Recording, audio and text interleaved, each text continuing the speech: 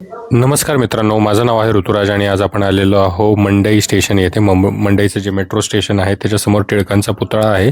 इथं एक फार महत्त्वाची ऐतिहासिक घटना घडलेली आहे. ऑब्व्हियसली त्या 1795ची ही गोष्ट सांगतोय, तेव्हा तिथं टिळकांचा पुतळा नव्हता. तर तिथं झालेला एक महत्त्वाचा प्रकार मी तो आज सांगणार आहे. इसवी सन 1795मध्ये निजामाचा हा दिवाण जो आहे मुशरीन मुल्क, याला मराठ्यांची मस्करी करण्याची हौस आली.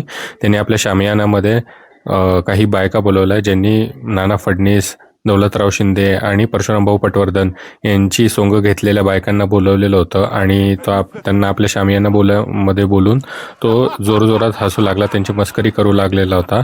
हा सगळा प्रकार होत होता गोविंदराव काळे, जे की पेशव्यांचे वकील होते. त्यांनी हे झालेला सगळा प्रकार नाना फडणीस यांना पत्रामध्ये लिहून कळवलेला होता.